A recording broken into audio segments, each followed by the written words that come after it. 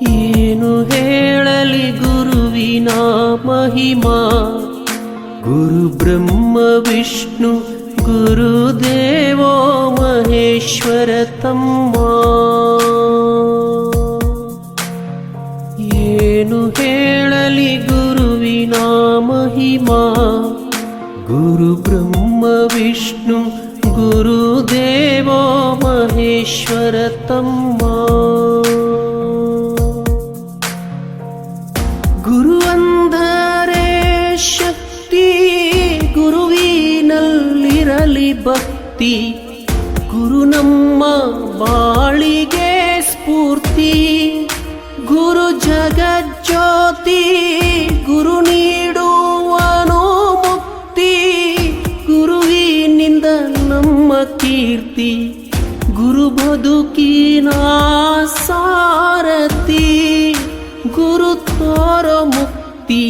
ಏನು ಹೇಳಲಿ ಗುರುವಿನ ಮಹಿಮಾ, ಗುರು ಬ್ರಹ್ಮ ವಿಷ್ಣು ಗುರುದೇವೋ ಮಹೇಶ್ವರ ತಮ್ಮ.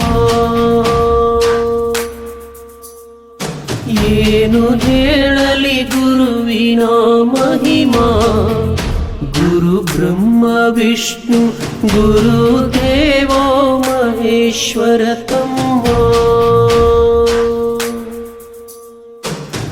ಗುರುವಿನಿಂದ ನಮಗೆ ಜ್ಞಾನ, ಗುರು ಕಳೆವ ಜ್ಞಾನ, ಗುರುವಾಕ್ಯ ಮಾಡೋ ಮನನ, ಗುರು ನಮ್ಮ ಪ್ರಾಣ, ಗುರು ಬಾಳ ಅಂತಃಕರಣ, ಗುರು ಬಲವ ಕಳಿಸೋ ಜಾನ, ಗುರು ಇದ್ದರೆ ಈ ಜೀವನ, ಇಡೀ ದಿವ್ಯ ಚರಣ. ಏನು ಹೇಳಲಿ ಗುರುವಿನ ಮಹಿಮಾ, ಗುರು ಬ್ರಹ್ಮ ವಿಷ್ಣು ಗುರುದೇವೋ ಮಹೇಶ್ವರ ತಮ್ಮ. ಇವತ್ತಿನ ದಿವಸ ಆನ್ಲೈನ್ ಸತ್ಸಂಗದಲ್ಲಿ ಭಾಗಿಯಾಗಿರ್ತಕ್ಕಂಥ ಎಲ್ಲ ಸತ್ಸಂಗ ಬಳಗದ ಸದಸ್ಯರಿಗೂ ಕೂಡ ತಮ್ಮೆಲ್ಲರಿಗೂ ವಂದನೆಗಳನ್ನು ತಿಳಿಸುತ್ತಾ, ವಚನದಲ್ಲಿ ಒಂದು ಮಾತು ಹೇಳ್ತದ, ಎತ್ತನಿಂದೆತ್ತ ಸಂಬಂಧ ಬಗ್ಗೆ. ಅಲ್ಲಿ ಸಮುದ್ರದೊಳಗಿನ ಉಪ್ಪು ಮತ್ತ ಬೆಟ್ಟದಲ್ಲಿ ನೆಲ್ಲಿಕಾಯಿ, ಉಪ್ಪು ಮತ್ತು ನೆಲ್ಲಿಕಾಯಿ ಎಷ್ಟು ರುಚಿ ಆಗ್ತದಲ್ಲ, ಆ ರೀತಿಯಾಗಿ ಇನ್ನೂ ಅನೇಕ ದೃಷ್ಟಾಂತಗಳನ್ನು ಕೊಟ್ಟಿದ್ದಾರೆ. ಅದರಲ್ಲಿ ಅವಕ್ಕೆ ಒಂದಕ್ಕೊಂದು ಸಂಬಂಧನೇ ಇಲ್ಲ, ಆದ್ರೂ ಅವೆರಡು ಮೇಲಾದ್ರೆ ಆನಂದಕ್ಕೆ ಕಾರಣ ಆಗ್ತದೆ. ಹಂಗ ಆನ್ಲೈನ್ದಲ್ಲಿ ಸತ್ಸಂಗ ಕೇಳ್ತಕ್ಕಂಥವ್ರು ಬಸವನ ಬಾಗೇವಾಡಿ, ರಾಯಚೂರು, ಹುಬ್ಬಳ್ಳಿ, ಬೆಳಗಾವಿ, ಇನ್ನು ದೂರ ದೂರದಿಂದ ಎಲ್ಲ ಶಕ್ತಿನಗರ, ಮಿಶ್ರಿಕೋಟೆ, ಈಗೆಲ್ಲ ಬಹಳಷ್ಟು ಕಡೆಯಿಂದ ತಾವೆಲ್ಲ ನಮಗೂ ನಿಮಗೇನು ಸಂಬಂಧನೇ ಇಲ್ಲ. ಆದ್ರೆ ಆನ್ಲೈನ್ದಲ್ಲಿ ಯೂಟ್ಯೂಬ್ ಮುಖಾಂತರವಾಗಿ ಕೇಳ್ತಿದ್ವಿ. ಆದ್ರೆ ಇವತ್ತೆಲ್ಲರ ಸಮಕ್ಷಮವಾಗಿ ಭೇಟಿಯಾಗಿದ್ವಿ. ಇವತ್ತಿನ ಆನಂದ ಹೇಳ್ತಿರೋದಷ್ಟು ಆನಂದ ಆಗಿದೆ. ಆದ್ರೆ ನಾವು ಏನು ಮಾಡ್ತೀವಿ ಅಂದ್ರೆ, ಗುರುಗಳಲ್ಲಿ ಯೂಟ್ಯೂಬ್ ಮುಖಾಂತರ ಆಗಲಿ ಪ್ರತ್ಯಕ್ಷವಾಗಲಿ ಶಾಸ್ತ್ರವನ್ನು ಕೇಳ್ತೀವಿ. ಆದ್ರೆ ಕೇಳಿದ ನಂತರ ಆಯ್ತು ಕೇಳೋದು ಅಷ್ಟ ಮಾಡಿದ್ವಿ ಅಂದ್ರೆ ಅದು ನಮ್ಮಲ್ಲಿ ಉಳ್ಕೊಳ್ಳೋಂಗಿಲ್ಲ. ಮತ್ತೆ ಅದನ್ನ ಚಿಂತನೆ ಮಾಡ್ಬೇಕು, ಅದು ನಮಗೆ ದಕ್ಕಬೇಕು, ನಮ್ಮಲ್ಲಿ ಉಳ್ಕೋಬೇಕಂದ್ರೆ. ಯಾವ ರೀತಿಯಾಗಿ ಅಂದ್ರೆ, ಪಶು ಆಕಳು ಮೇವು ಮೇಯ್ತಾರ, ಬಿಟ್ಟಲ್ಲಿ ಮೇಯ್ದು ಬರ್ತದ. ಬಂದ ನಂತರ ಏನ್ ಮಾಡ್ತದ ಅಂದ್ರೆ, ರಾತ್ರಿ ಆಗಲಿ ಅಥವಾ ಮನೆಗೆ ಬಂದ ನಂತರ ಅದು ಮಲ್ಕೊಂಡ ನಂತರ ತಿಂದ ಮತ್ತೆ ಏನ್ ಮಾಡ್ತದ, ಅದು ಬಾಯಿಗೆ ತರ್ತದ. ಬಾಯಿಗೆ ತಂದು ಮೆಲಕ್ ಆಗ್ತದ. ಮೆಲಕ್ ಹಾಕಿ ಆಮೇಲೆ ಏನ್ ನುಂಗ್ತದಲ್ಲ, ಅವಾಗ ಅದಕ್ಕೆ ದಕ್ಕತೈತ, ಇಲ್ಲಾಂದ್ರೆ ದಕ್ಕುವುದಿಲ್ಲ. ಹಂಗ ಬಹಳಷ್ಟು ಜನ ಈ ಒಂದು ಮಠಾಧೀಶರನ್ನ ಹಿಡ್ಕೊಂಡು ಕೂಡ ನಾನು ಶಾಸ್ತ್ರ ಶ್ರವಣ ಮಾಡ್ಯಾರ, ಆದ್ರೆ ಮತ್ತೆ ಮೆಲಕ್ ಹಾಕೋದವ್ರನ್ನ ನೋಡಿಲ್ಲ. ಈಗ ನೀವು ಎಲ್ಲರೂ ಹೇಳಿ ತಮ್ಮ ಅನುಭವಗಳನ್ನು ಹೇಳಿದ್ರಿ. ನಾವು 2 ಸೆಷನ್ 3 ಸೆಷನ್ದಲ್ಲಿ ನಾವು ದಿವಸ ಶಾಸ್ತ್ರ ಚಿಂತನೆ ಮಾಡ್ತೀರಿ ಅಂದ್ರೆ ನೀವು ಮತ್ತೆ ಮೆಲಕ್ ಹಾಕಕತ್ತೀರಿ ಅಂತ ಅರ್ಥ. ಮೆಲಕ್ ಹಾಕಕತ್ತೀರ ಅದ್ರ ನಿಮ್ಮಲ್ಲಿ ಉಳ್ಕೊಂತಂದ್ರೆ ನಮ್ಮ ಜೀವನ ಅಂತಕ್ಕಂಥದ್ದು ಸಾರ್ಥಕ ಆಗ್ತದ, ಸಮಯ ಭಾಳ ಆಗುತ್ತೆ. ಆದ್ದರಿಂದ ಈ ನಿಟ್ಟಿನಲ್ಲಿ ತಮ್ಮೆಲ್ಲರ ಒಂದು ಶಾಸ್ತ್ರ ಚಿಂತನ ಆ ಮುಕ್ತಿಯ ಮಾರ್ಗಕ್ಕೆ ಒಯ್ದು ನಮ್ಮನ್ನು ಜೀವನ್ ಮುಕ್ತರನ್ನಾಗಿ ಮಾಡಲಿ ಅಂತ ಸದ್ಬುದ್ಧಿಯನ್ನು ಸದ್ಗುರುದೇವ ಜ್ಞಾನವನ್ನು ನಮ್ಮ ನಿಮ್ಮೆಲ್ಲ ಕರುಣಿಸಲಿ ಅಂತೇಳಿ ನನ್ನ ಸುರೇಶ್ಪುರ ಎರಡು ಮಾತನ್ನು ಹೇಳಿದಂಥ ಅಪ್ಪವ್ರ ಶ್ರವಣಪ್ಪ ನನ್ನ ಅನಂತ ಧನ್ಯವಾದಗಳು. ಅವ್ರ ನಂತರ ಅವರ ಸೇವೆ ಅವರಿಗೆ ಆರೋಗ್ಯದ ಸಮಸ್ಯೆ ಇರೋದ್ರಿಂದ ಆ ಸೇವೆಯನ್ನು ಅಪ್ಪ ಅವರು ಮುಂದುವರಿಸ್ಕೊಂಡು ಹೋಗ್ತಾರೆ ಅಂತ ಭರವಸೆ ಅದ. ನಾವೇನೋ ಸಮಸ್ಯೆ ಇದ್ದರೂ ಕೂಡ ಪ್ರವಚನವನ್ನು ಇನ್ನು ಮುಂದೆ ಅವ್ರು ಮಾಡಲಿ, ಅವರ ಭಾಗ್ಯವನ್ನು ನಾವು ಪಡೆಯಲು ಅಂತೇಳಿ ಅವರಲ್ಲಿ ಕೊನೆಯದಾಗಿ ಅಪ್ಪ ಅವರ ಆಶೀರ್ವಚನ.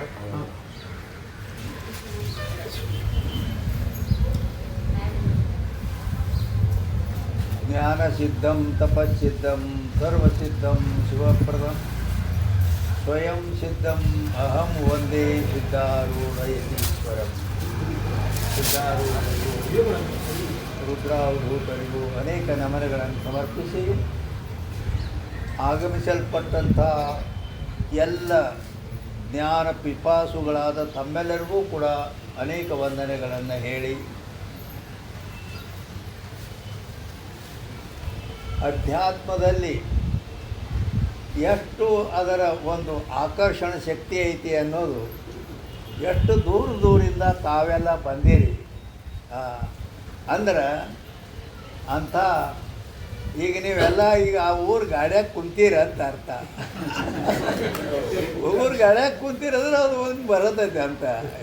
ಆದ್ದರಿಂದ ಇದು ನಿಷ್ಕಾಮ ಪುಣ್ಯದ ಫಲ. ಆ ಸಿದ್ಧಾರೂಢ ಸದ್ಗುರುದೇವ ಪರಮಾತ್ಮ ನಿಮ್ಮೆಲ್ಲರಿಗೆ ಜ್ಞಾನದ್ವಾರ ಮುಕ್ತಿ ಕೊಟ್ಟು ಕಾಪಾಡಲಂತ ನಾನು ಪ್ರಾರ್ಥನೆ ಮಾಡ್ತೀನಿ.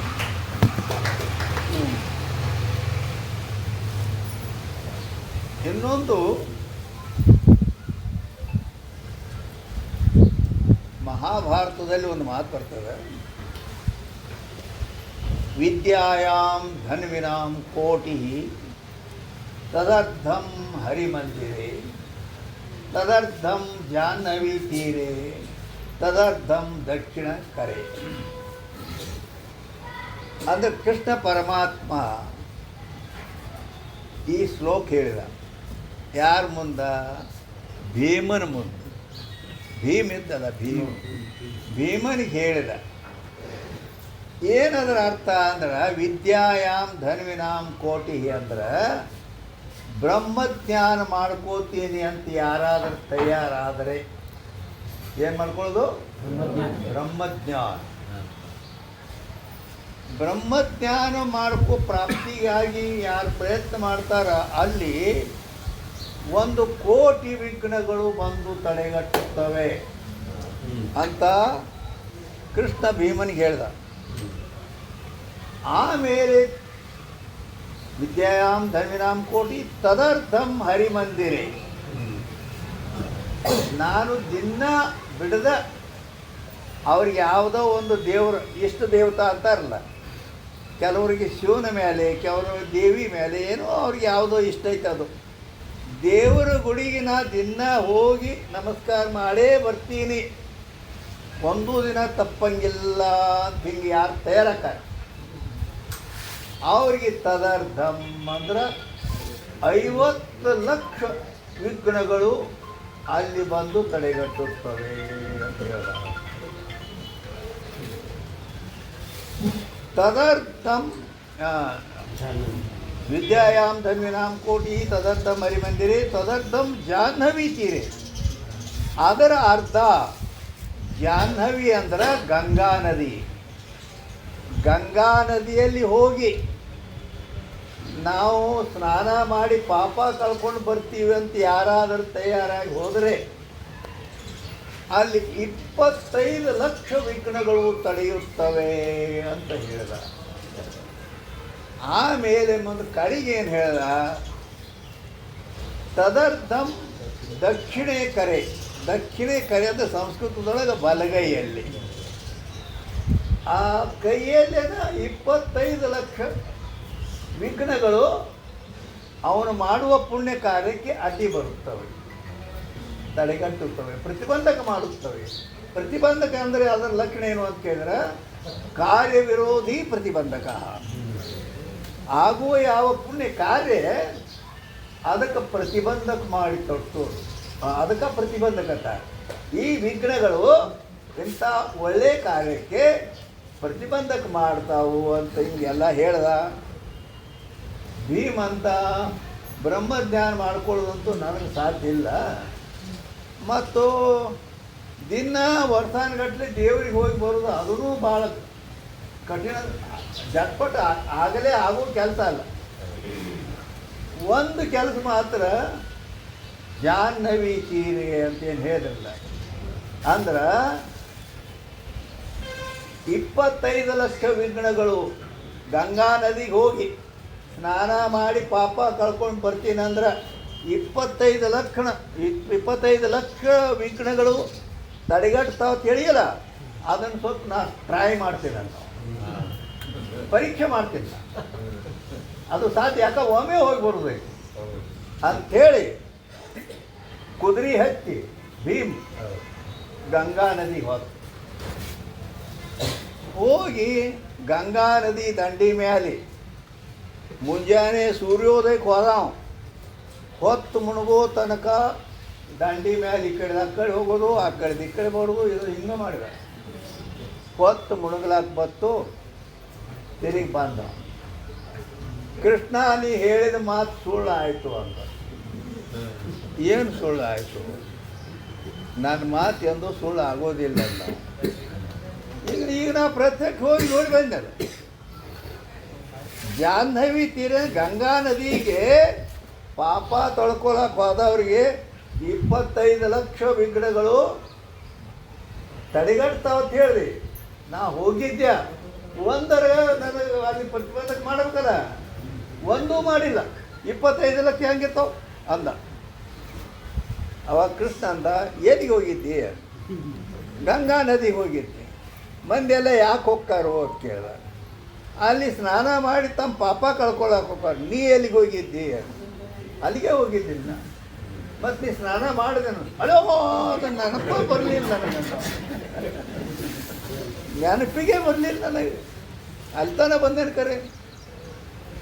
ಆ ಪ್ರತಿಬಂಧಕ ನೀನು ಮಾಡಿಕೊಟ್ಟಿಲ್ಲ. ಆ ರೀತಿ ಈ ಬ್ರಹ್ಮವಿದ್ಯಾ ಇದನ್ನು ತಾವೆಲ್ಲ ಬ್ರಹ್ಮವಿದ್ಯೆಯನ್ನು ಪಡೆಯತಕ್ಕಂಥ ಅಧಿಕಾರಿಗಳೇ ಇದ್ದೀರಿ.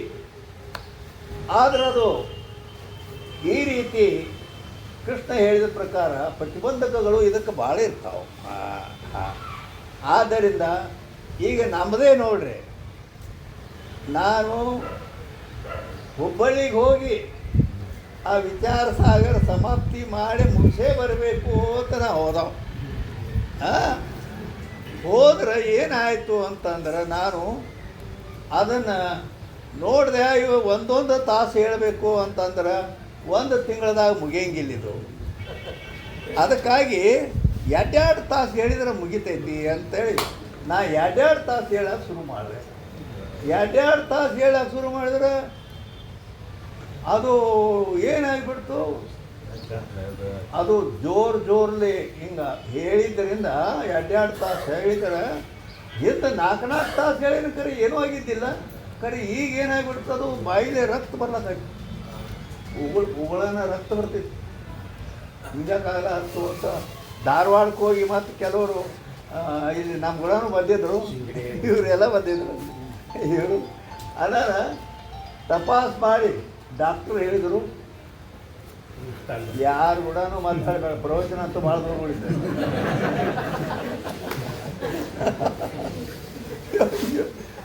ಇನ್ನೇನು ಮಾಡಬೇಕು ಅಂಥೇಳಿ ನಾವು ಮಾಡ್ಲಕ್ಕೆ ಹೋಗಿ ಒಂದು ಆಯಿತು. ಒಂದಂದ್ರೆ ಅರ್ಥಾರ್ಥ ಪ್ರತಿಬಂಧಕ, ಕಾರ್ಯವಿರೋಧಿ ಪ್ರತಿಬಂಧಕ.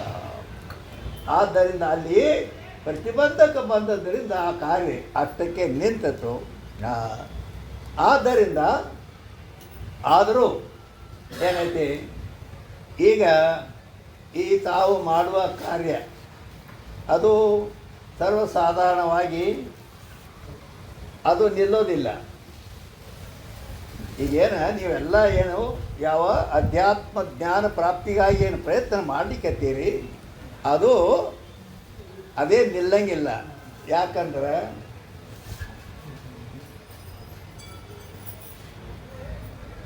ಅದು ಈಶ್ವರನ ಕೃಪಾ ಅಂತ ಎದಕ್ಕೆ ಅನ್ಬೇಕು ಅಂತ ಕೇಳಿದರೆ, ಈಶ್ವರನ ಕೃಪಾ ತೇನ ವಿನಾ ತೃಣಮಪಿ ನ ಚಲತಿ. ಆ ಈಶ್ವರನ ಪ್ರೇರಣಾ ಇಲ್ಲದೆ ಒಂದು ಹುಲ್ಲು ಕಡ್ಡಿಯು ಸೂತ ಹಿಂಗೆ ಅಳಿಗಾಡೋದಿಲ್ಲ ಈ ಜಗತ್ತಿನಲ್ಲಿ ಯಾವುದೇ ವ್ಯವಹಾರ. ಈಗ ಇಲ್ಲಿ ಈ ರೀತಿ ಆಗಬೇಕಾದ್ರೂ ಆ ಈಶ್ವರನ ಸಂಕಲ್ಪ ಐತಂತ ಈ ಕಾರ್ಯ ನಡೆದೈತಿ. ಹಿಂಗೆ ಪ್ರತಿಯೊಂದು. ಆದ್ದರಿಂದ ಆ ಈಶ್ವರನ ಸಂಕಲ್ಪ ಏನೈತೆ ಅಲ್ಲ, ಅದಕ್ಕನ ಈಶ್ವರನ ಸಂಕಲ್ಪ ಅದಕ್ಕೆ ಎದಕ್ಕೆ ಅನ್ಬೇಕು ಅಂತ ಕೇಳಿದರೆ, ज्ञान का सामग्री प्राप्ति को ईश्वर कृपा कहे. ಹಿಂದಿ ಒಳಗೆ ಏನು ಹೇಳ್ತಾರೆ, ಜ್ಞಾನದ ಸಾಮಗ್ರಿ ಪ್ರಾಪ್ತಿ, ಅಹಂ ಬ್ರಹ್ಮಾಸ್ಮಿ ಅನ್ನುವ ಜ್ಞಾನ ಆಗಬೇಕಾದರೆ ಅದರ ಸಾಮಗ್ರಿ ಎತ್ತಬೇಕಂತಾರೆ. ಅದರ ಲಕ್ಷಣ ಏನು ಅಂದ್ರೆ, ಕಾರಣ ಸಮುದಾಯಕ್ಕೂ ಸಾಮಗ್ರಿ ಕಹೆ, ಸಕಲ ಕಾರಣಕ್ಕೂ ಸಾಮಗ್ರಿ ಕಹೆ ಅಂತ ಲಕ್ಷಣ ನಾವು. ಅಂದರೆ ಈಗೊಂದು ಚಹಾ ಆಗಬೇಕಾದ್ರೆ ಅದಕ್ಕೆ ಕೆಲವೊಂದು ಸಾಮಗ್ರಿ ಬೇಕು. ಅಂದ್ರೆ ಕಾರಣ ಸಾಮಗ್ರಿ ಅಂದ್ರೆ ಚಾಕ ಏನು ಬೇಕು, ಚಹಾ ಪುಡಿ ಬೇಕು, ಹಾಲು ಬೇಕು, ಸಕ್ಕರೆ ಬೇಕು, ಇವು ಇಷ್ಟ ಅಲ್ಲದನ್ನ ಬಗುಣಿನೂ ಬೇಕು. ಬಗುಣಿ ಅಷ್ಟ ಇದ್ರೆ ನಡೆಯಂಗಿಲ್ಲ, ಬೆಂಕಿನೂ ಬೇಕು. ಇಷ್ಟೆಲ್ಲ ಇದ್ದಾಗ ಚಹಾ ಆಕೈತಿ, ಹೌದಿಲ್ಲ? ಇವು ಕಾರಣ ಸಾಮಗ್ರಿಗಳು. ಅವು ಒಟ್ಟು ಇದ್ದು ಅಂತಂದ್ರೆ ಚಹಾ ತಯಾರಾಗುವ ಕೆಲಸ ಹೆಂಗೆ ಆಕಾಯ್ತು ಆ ರೀತಿ ಇಲ್ಲಿ. ಅಂದರೆ ಇದು ನೀವು ಮಾಡುವ ಕಾರ್ಯ, ಇದು ಒಳ್ಳೆಯ ಕಾರ್ಯ ಐತಿ. ಅದಕ್ಕಾಗಿ ಆ ಜ್ಞಾನ ಕಾ ಸಾಮಗ್ರಿಗೂ ಈಶ್ವರ ಕೃಪಾ ಕೈ ಅಂತ ಹೇಳಿದ್ನಲ್ಲ, ಆ ಜ್ಞಾನದ ಸಾಮಗ್ರಿಗಳೇನು ಚಹಾ ಕೇಳಿದೀವಿ. ಅದು ಇಲ್ಲಿ ಜ್ಞಾನಕ್ಕೆ ಸಾಮಗ್ರಿಗಳೇನೆಂದರೇನು, ಈ ಅಧ್ಯಾತ್ಮ ಏನು ಗ್ರಂಥಗಳದಾವು, ಅಧ್ಯಾತ್ಮ ಸಂಬಂಧಪಟ್ಟ ಏನು ಪ್ರಸ್ಥಾನತ್ರಯಗಳಾಗಲಿ, ನಿಜಗುಂಡರಾಗಲಿ, ವಿಚಾರ ಸಾಗರ ಆಗಲಿ ಗ್ರಂಥ ಎಷ್ಟದಾವಲ್ಲ ಎಲ್ಲ ಅಧ್ಯಾತ್ಮ ಮಾಡುವ ಗ್ರಂಥಗಳು. ಈ ಗ್ರಂಥಗಳಲ್ಲಿ ಆಸಕ್ತಿ ಏನು ಹುಟ್ಟೈತಲ್ಲ, ಈ ಅಧ್ಯಾತ್ಮ ಗ್ರಂಥಗಳನ್ನು ಇವು ಎಲ್ಲ ನಮಗೆ ಅಭ್ಯಾಸ ಮಾಡಬೇಕನ್ನುವ ಇಚ್ಛಾ ಮತ್ತು ಆ ಗ್ರಂಥಗಳು ಎಲ್ಲ ಪ್ರಾಪ್ತಿ ಅಷ್ಟ ಅಲ್ಲ, ಅವುಗಳನ್ನು ತಿಳಿಸ್ಕೊಡ್ತಕ್ಕಂಥವ್ರು ಅವ್ರು ಬೇಕಲ್ಲ. ಆ ಗ್ರಂಥಗಳನ್ನು ತಿಳ್ಕೊಳ್ಬೇಕನ್ನುವ ಇಚ್ಛಾ ಉಳ್ಳವರು, ಅದನ್ನು ತಿಳಿಸಿ ಹೇಳಬೇಕನ್ನುವರು, ಇವರು ಎಲ್ಲರೂ ಪ್ರಾಪ್ತಿಯಾಗಬೇಕವಾಗ. ಆದ್ದರಿಂದ ಅವು ಎಲ್ಲ ಸಿಕ್ಕು ಅಂದ್ರೆ ಕೇಳೋರು, ಅವ್ರು ಹೇಳೋರು ಮತ್ತು ಈ ಗ್ರಂಥಗಳು ಅದಕ್ಕೆ ಸಮಯ ಪ್ರತಿಬಂಧಕ ಇಲ್ಲದೆ ಈ ರೀತಿ ನಡೆಯುವ ಕಾರ್ಯ ಅದು ಇತ್ತಂದ್ರೆ ಅದು ಆ ಬ್ರಹ್ಮಜ್ಞಾನ ಅನ್ನುವ ಕಾರ್ಯ ನಡೀತದೆ. ಅದಕ್ಕೆ ಆ ಈಶ್ವರನ ಕೃಪಾ ಇರ್ತದೆ.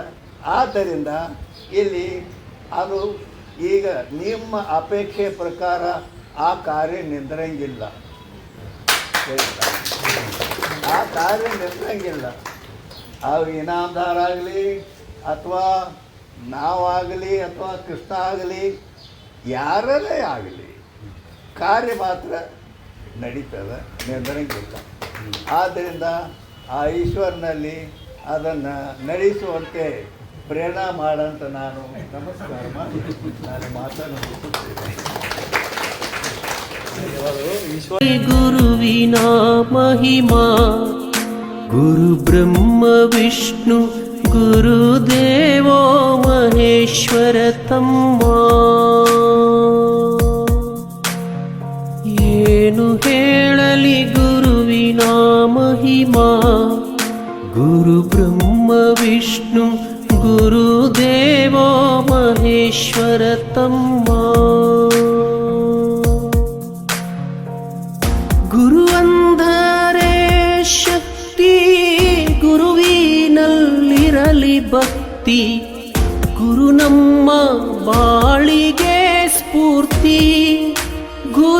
ಜಗಜ್ಯೋತಿ ಗುರು ನೀಡುವನೋ ಮುಕ್ತಿ ಗುರುವಿನಿಂದ ನಮ್ಮ ಕೀರ್ತಿ ಗುರು ಬದುಕಿನ